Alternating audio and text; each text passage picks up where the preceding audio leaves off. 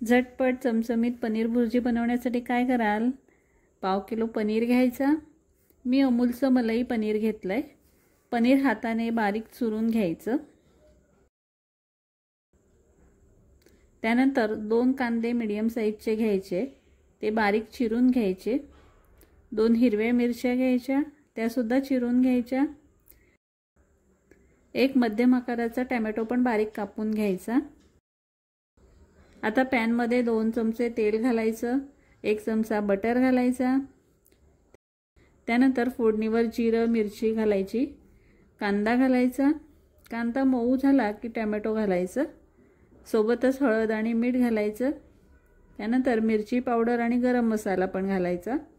शेवटी पनीर घालायचा, चांगलं मिक्स करून घ्यायचं। 2-3 मिनिटं परतून घ्यायचं। वरून फ्रेश कोथिंबीर घालायची। झाले की नाही आपली झटपट पनीरची भुर्जी तयार।